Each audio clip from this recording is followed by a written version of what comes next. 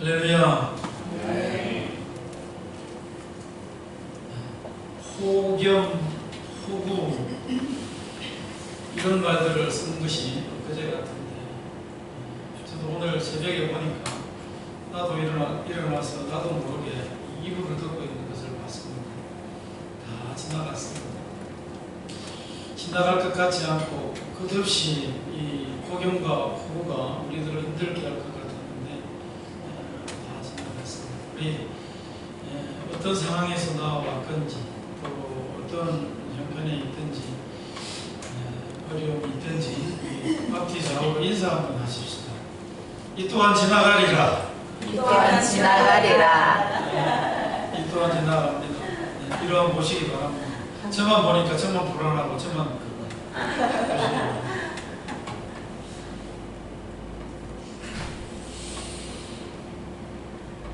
순종이라는 말은 교회에서 가장 많이 우리가 듣는 말이고 하는 말이 아닌가 싶습니다.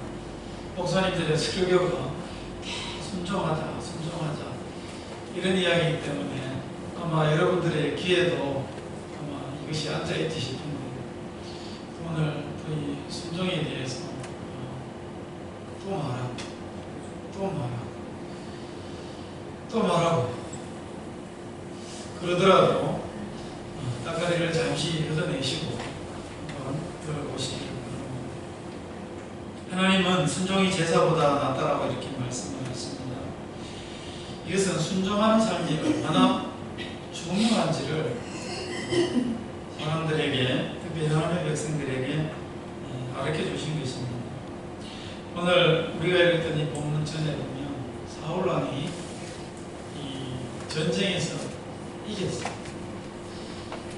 정말 힘든 전쟁이고 전세가 분리해서 이길 수 없는 그런 전쟁인데 이겼습니다. 아말렉과의 전투에서. 그런데 승리는 이 사울왕에게 왔고 이스라엘에게 왔는데 결과는 사울왕이 오히려 치명적인 비참한 결과가 사울왕에게 왔습니다. 전쟁에 승리했다면 따라오는 영광도 거기에 부름가야 오를 텐데 사울왕 개인에게는 하나님께 버림받는 결과가 왔습니다. 전쟁에는 승리했지만 사울왕 개인은 치명타를 입었습니다. 그래서 사울은 전쟁에 이기고도 이긴 것이 아니었습니다. 전쟁 승리보다 더욱더 중요한 것이 있었는데 사울왕은 그것을 놓쳐버렸기 때문입니다. 하나님의 말씀에 순종하는 것이었습니다. 하나님의 말씀에 순종한다는 것은 하나님의 말씀대로 살아간다라는 의미가 있습니다. 결과보다 순종이라는 과정이 훨씬 중요함을 오늘 이 사울에게 임한 결과를 통해서 우리가 알게 됩니다. 그래서 믿음의 과정이 중요하다. 그 믿음의 과정은 결국은 연단이라는 것과 연결이 되어 있습니다. 그 믿음의 과정, 이 연단이라는 단어가 이 승리라는 이것보다 훨씬 더 중요하게 하나님은 받아들이고 생각을 하고 계신다는 사실이에요. 우리가 신앙생활을 할 때 우리는 결과를 기대합니다. 결과를 바라보고 기도하고 결과를 바라보고 달려갑니다. 그런데 결과가 내가 원하지 않는 어떤 그런 것들이 나타나게 될 때 우리는 사람인지라 실망하게 되고 또 마음이 상하게 낙심하게 되는 거죠. 그런데 성경은 우리에게 한결같이 일관성 있게 이야기하고 있는 것은 뭐냐? 결과는 하나님께 있다는 것입니다.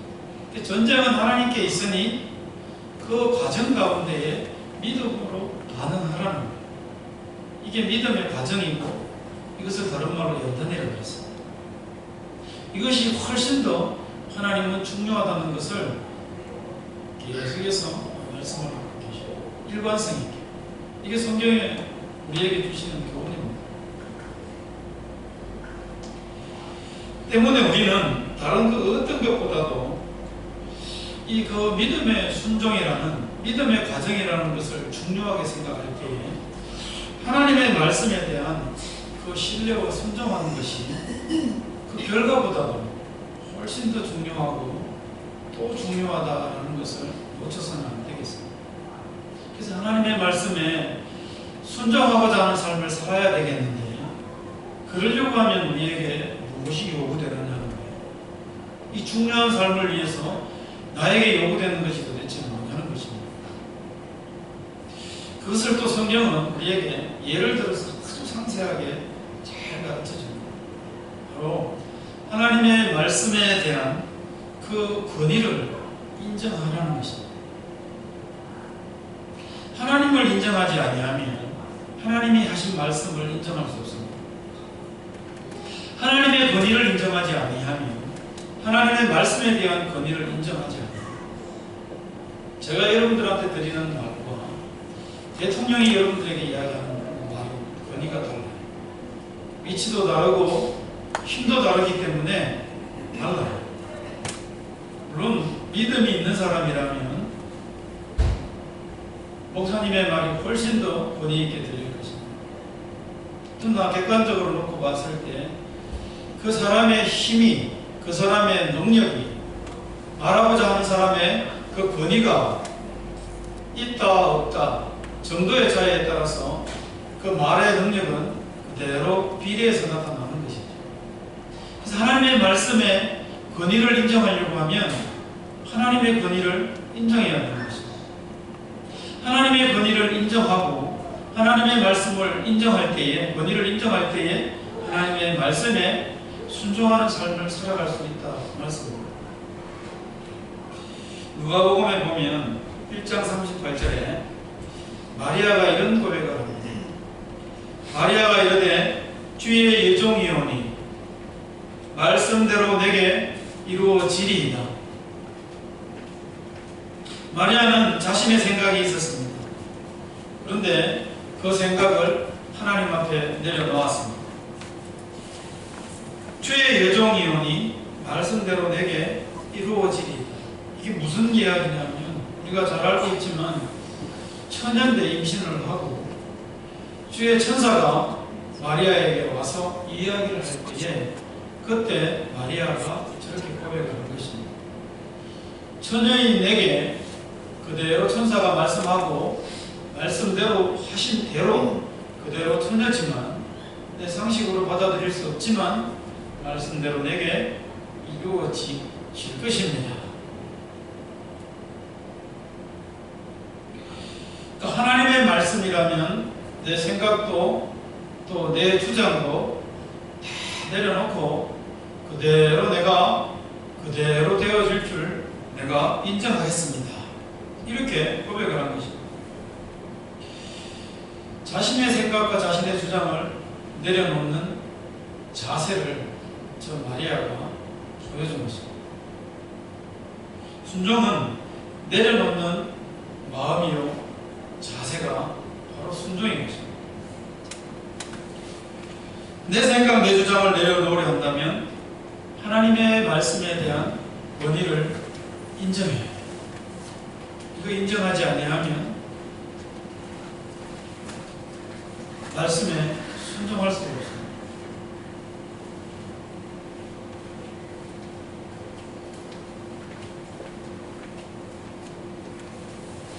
말씀대로 내게 이루어지리다 라고 하면서 마리아는 하나님의 말씀의 권위를 인정한 것입니다. 그리고 자신의 생각을 내려놓았습니다. 이렇게 고백하는 것은 결코 쉬운 고백이 아닙니다. 그리고 저 생각을 가지고 고백을 하는 것은 결코 쉬운 것이 아니에요. 처녀가 임신했다라는 사실은 당시의 사회의 큰 한장입니다. 어쩌면이 아니라 당연히 요셉도 신랑 될 사람입니다. 약혼을 항상 했는데 약혼을 파기할 수 있고 또 세간의 지탄과 멸시를 받을 수 있는 상황이고 또 심지어 심하면 돌에 맞을 수 있는, 맞아 죽을 수 있는 그런 상황이에요. 그런데 마리아는 그 모든 상황을 받아들였습니다. 이 일을 하나님께서 시작하셨으니, 하나님께서 계획하셨으니 마무리를 짓는 것도 하나님이십니다. 마리아는 그렇게 생각을 한 거죠. 그래서 우리식으로 표현하면 하나님의 무슨 뜻이 있겠지, 이겁니다. 하나님 무슨 뜻이 있을 거예요. 그렇게 해서 그 믿음으로 마리아는 받아들였습니다. 하나님의 말씀이므로 그 권위를 인정하는 이 마리아와 같은 그런 고백이 성경에는 수도 없이 많이 나옵니다. 굉장히 불리할 상황임에도 불구하고, 어려운 상황임에도 불구하고, 또 이런 하나님의 말씀에 대한 권위를 인정하는 사람이 한 사람이 있었습니다. 성경에서 그닥 참 존경할 만한 인물로 우리에게 소개되고 있는 사람은 아니에요. 사무엘 시대에 엘리 제사장이 있었어요. 이 엘리 제사장은 두 아들이 있었고 다 제사장 집안이었기 때문에 제사장의 역할을 감당하는 그런 집안이었어요. 그러니까 많은 사람들로부터 존경을 받는 그런 집안이었어요. 사무엘상 3장 18절에 보면 엘리 제사장이 어린 사무엘의 말을 다 듣고 이렇게 고백하는 것을 말합니다. 그가 이르시되 이는 여호와시니 선하신 대로 하실 것이니라. 그가 이르되 이는 여호와시니 선하신 대로 그가 행하실 것이니라. 이렇게 고백을 했습니다. 이 말은 엘리 제사장 본인과 그의 두 아들과 그 가문에 대해서 이 하나님의 심판이 있음을 어린 사무엘이 사무엘아 듣고 세 번째 나아갔을 때 엘리가 시킨 대로, 제사장이 시킨 대로 하나님의 말씀을 다 듣고 와서 무릇 이 엘리 제사장의 말을 못할 정도로 심한 말을 들었기 때문에 입을 닫고 있었을 때에 이 엘리 제사장이 그래도 내게 말하라 그래서 다 말을 했어요. 그랬더니 엘리 제사장 본인을 심판하시겠다는 말씀이고 그의 두 아들 옴니와 비느하스를 심판하시겠다는 이야기고 그의 가문을 멸절하시겠다는, 끊어버리시겠다는 그런 심판의 말씀이 있어요. 그런데 엘리가 뭐라고 고백을 하는가 하면 그가 이르시되 이는 여호와시니 여호와께서 내게 말씀을 하셨으니 선하신 대로 하나님께서 행하실 것이니라. 이렇게 고백하는 거예요. 쉽지 않거든요. 저것도. 좋은 축복의 말씀이면 주님의 말씀대로 이루어지기를 원합니다. 이렇게 이야기할 수 있는데 심판의 말씀을 나에게 하시는데 하나님의 선하신 뜻대로 이루어질 것입니다. 이렇게 고백한다. 이게 쉽지 않습니다.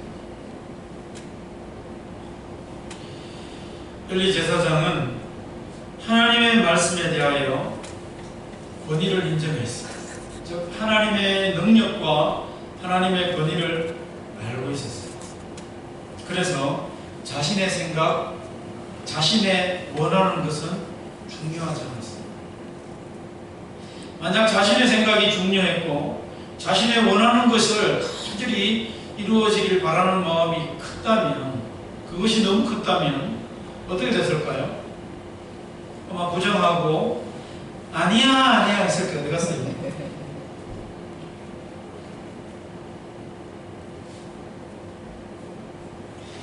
또 보십시오. 다윗 한번 보십시오. 사무엘하 7장 25절에 다윗이 이렇게 고백합니다. 여호와 하나님이여 이제 주의 종과 주의 집에 대하여 말씀하신 것을 영원히 세우셨사오니 말씀하신 대로 행하사. 그랬습니다. 말씀하신 대로 행하사. 그러니까 다윗에게도 생각이 있고 뜻이 있고 계획이 있잖아요. 왕이니. 그런데 그가 뭐라고 이야기한 것입니까? 내 뜻과 내 주장대로 말씀이 그대로 이루어지기를 원합니다 하고 자신의 주장을 내려놓은 것입니다. 말씀하신 대로 행하십시오. 성경에 자주 등장하는 말 가운데 주여 말씀하시옵소서 종이 듣겠습니다, 이런 고백에 그런 표현들이 많이 나옵니다. 믿음의 고백이자 믿음의 표현인데, 이 말씀은 하나님의 말씀에 대한 권위를 인정한다는 그런 고백이자, 아울러 뭡니까?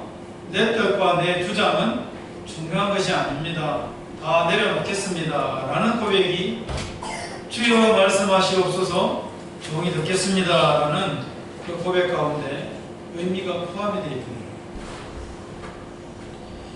다윗은 말씀이 이끄는 대로 살았습니다. 그래서 그 말씀의 권위를 인정했고 말씀의 능력도 알았습니다. 그래서 그가 하나님 앞에 간절히 기도한 것 가운데 하나가 내 평생의 주의 선하심과 인자하심이 나를 따르리니 내가 여호와의 집에 영원히 거하기를 원합니다, 이렇게 고백했습니다. 내가 왕으로서 삶을 모든 것을 가지고 누리는 것도 좋고, 또 내가 할 수 있는 모든 것을 내 마음대로 할 수 있는 왕의 자리에 있지만, 그러나 내가 결코 포기할 수 없는 것 하나가 있고 내가 가장 소중하게 생각하는 것 하나가 있는데, 그것은 주의 선하심과 인자하심이 나와 함께하는 것입니다.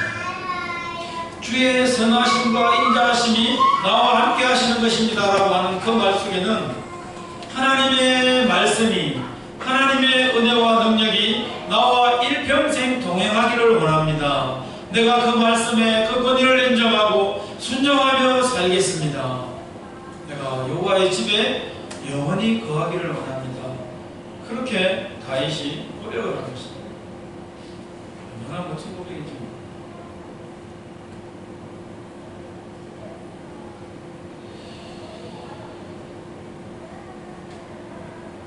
다윗은 하나님의 말씀을 사모했습니다. 그것은 권위를 인정했습니다. 그래서 주의 말씀이 평생 그와 함께 하기를 간절히 기다리고 사모하며 또 하나님 앞에 간구하며 살아갔던 것입니다. 예수님께서 겟세마네 동산에서 간절히 기도하셨습니다. 십자가를 앞두고 마태복음 26장 39절에 보면 내 아버지여 만일 할만하시거든 이 잔을 내게서 옮기시옵소서, 지나가게 하옵소서. 그러나 나의 원대로 마시옵고 아버지의 원대로 하십시오 하고 성부 하나님께 기도를 올려드렸습니다. 저 말씀 가운데 내게서 지나가게 해주십시오 라는 것은 예수님의 뜻입니다. 자기 뜻입니다. 그러나 나의 원대로 마시고 아버지의 원대로 하십시오 라고 하신 저 말씀은 아버지의 뜻을 이야기하는 것입니다. 그러니까 내 뜻을 버리고 아버지의 뜻대로 되기를 원합니다 라고 예수님께서 고백하신 것입니다. 예수님은 이 기도를 통해서 자신을 성부 하나님께 내려놓고, 그리고 성부 하나님께서 작정하시고 계획하신 대로 십자가에 달리셨습니다. 지기 싫었습니다. 피해가고 싶었습니다. 그냥 돌아가고 싶었습니다. 그런데 아버지의 원대로 하십시오라고 자신의 뜻을 내려놓고 아버지의 뜻대로 되기를 간절히 기도했던 것입니다. 그러면서 마지막에 실제로 십자가를 지시고 운명하시기 직전에 예수님께서 이 말씀을 남기셨습니다. 다 이루었다. 다 이루었다. 이 말씀은 승리하셨다. 승리하셨다. 예수님의 승리의 비결은 아버지의 뜻대로 했습니다. 아버지의 뜻대로 했기 때문에 승리했습니다. 우리가 얘기했던 사울왕은 자기 뜻대로 했습니다. 그래서 전쟁에 승리를 했음에도 불구하고 그에게는 비참한 결과가 왔습니다. 아버지의 뜻대로 하지 않았습니다. 예수님의 승리의 비결은 아버지의 뜻대로 했습니다. 하나님께 우리 자신의 생각이나 주장을 내려놓는 것은 승리하는 비결입니다. 이게 아까 말씀드린 대로 믿음의 과정이요 연단이라 말씀드릴 수 있는데, 이 상황에서 이 과정, 이 시간을 지나면서 아버지의 뜻대로라는 연단의 과정이라는 것에 대해서 중요하게 생각하고 또 중요하게 생각해야 될 이유가 바로 여기에 있는 것입니다. 하나님의 뜻대로 사는 것이 참 승리의 비결임을 잊지 마시기 바랍니다. 할렐루야. 우리는 이제 무디어졌어요. 하도 옆구리를 찔러가지고 제처럼. 우리는 내 주여 뜻대로 행하시옵소서 그렇게 고백도 하고 찬양도 하지만 시시때때로 우리는 우리 생각과 우리 주장을 내려놓지 않습니다. 이게 우리의 모습입니다.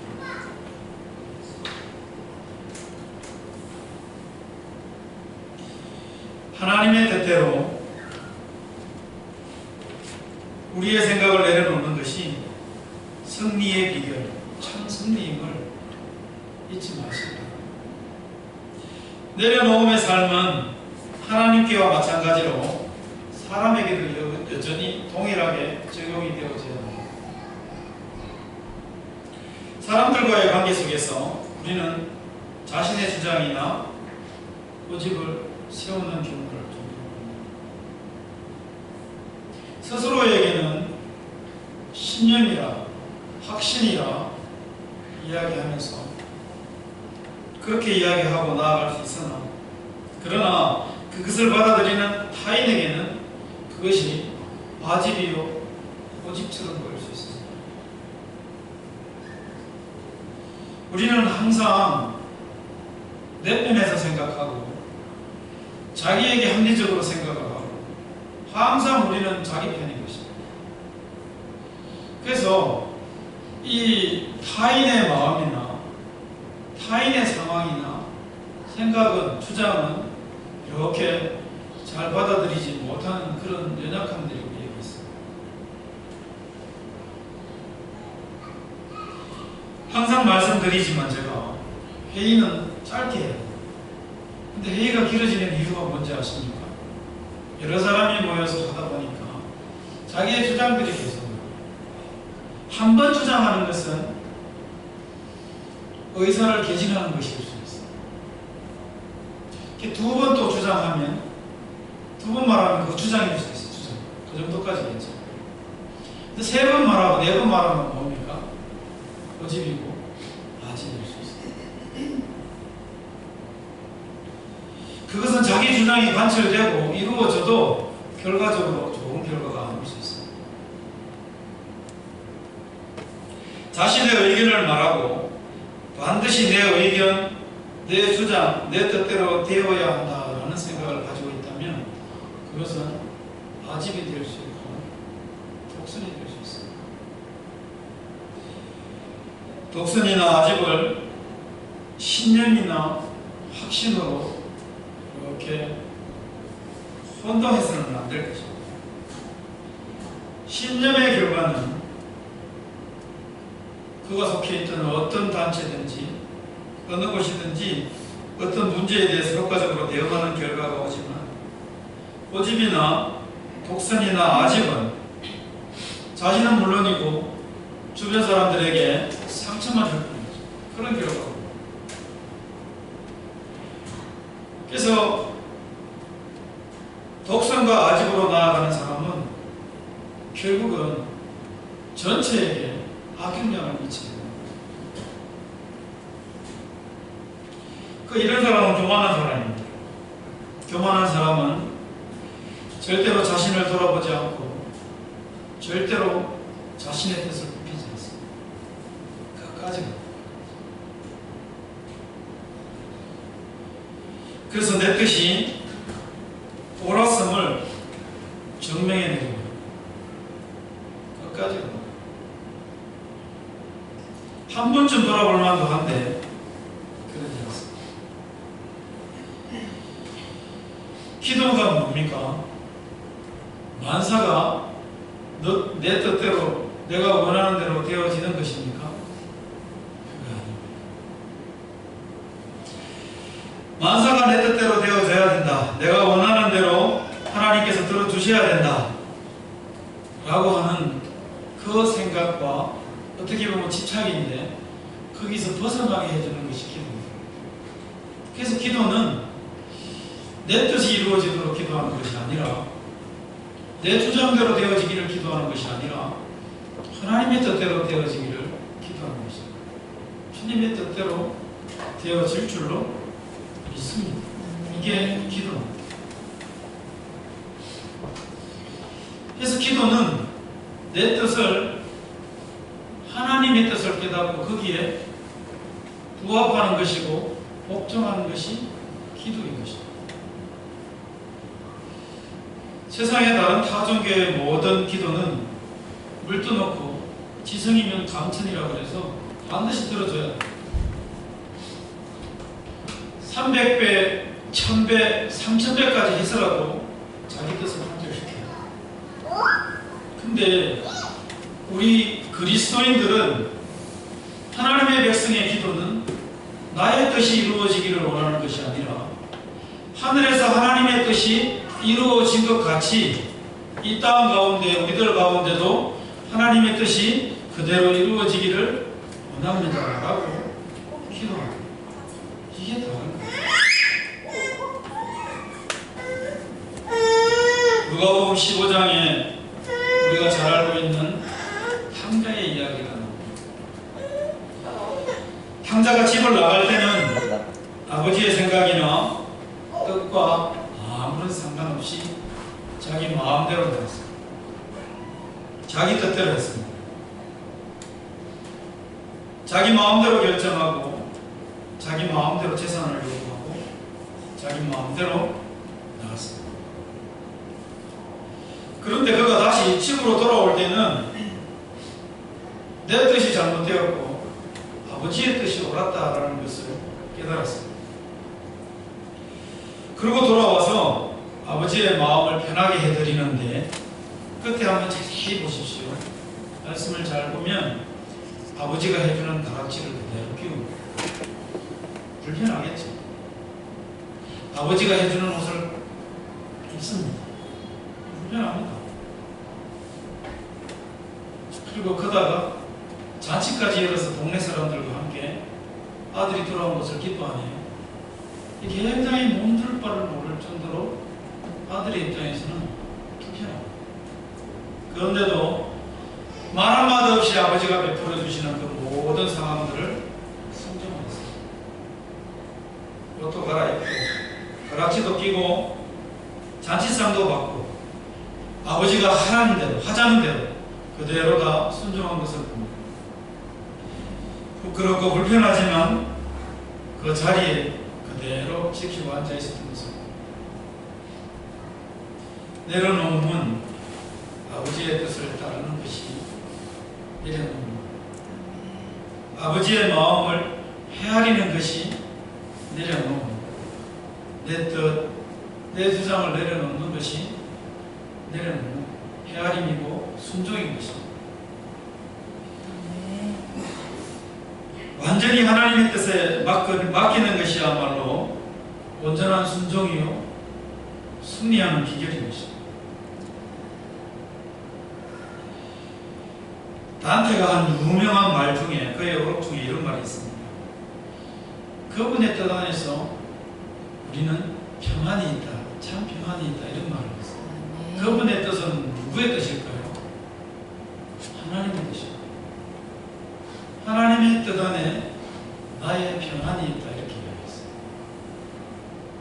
내려놓음은 우리의 순종에 시작되는 지점이 되고, 또 내려놓음은 우리가 승리하는 비결이자 참 평안을 누리는 비결입니다. 한 번 내려놓는 것이 아니라 매 순간, 매번 우리는 내려놓아야 되는 것입니다. 매일 나 자신을 주님께 내려놓아야 되겠습니다. 그때 우리 주님은 나를 받아주시고 주님의 뜻을 나를 통하여, 우리를 통하여 하나님께서 계획하신 것을 이루어 가실 것입니다. 그때 주님을 인정하고 모든 것을 내려놓고 또 하나님의 말씀에 순종하는 삶을 살아갈 때에 하나님은 그런 인생을 통하여 하나님의 뜻을, 계획을 이루어 가실 것입니다. 주님의 말씀의 권위를 인정하시길 바랍니다. 이것은 주님을 인정해야 가능한 것이 아니겠습니까? 그리고 우리가 가지고 있는 생각, 아무리 선하고 좋은 것이라 할지라도 주님의 선하심과 주님의 완전하심에는 비길 바가 못합니다. 내 생각, 내 주장, 하고 싶고 어필하고 싶고 드러내고 싶고 관철하고 싶더라도 한 발짝 물러서서 주님의 완전하심을 기대하고 주님의 뜻이 있음을 기억하고 그것을 믿으면서 주님께 모든 것을 맡기시는 그런 은혜가 있으십니다. 이 과정과 가정과 이 상황과 이 모든 일들을 통해서 주님이 이루시고자 하시는 놀라운 계획과 완전하신 뜻이 있음을 믿음으로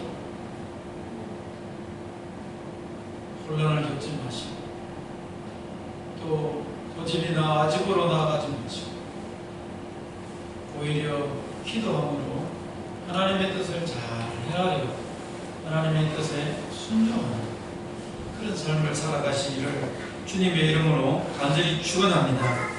우리 자신을 주님께 내려놓음으로 참 승리와 참 평안의 삶을 살아가시기를 다시 한번 주님의 이름으로 간절히 축원합니다. 아멘. 함께 나눈 말씀을 가지고 기도하십시오. 우리 주님께서는 이 시간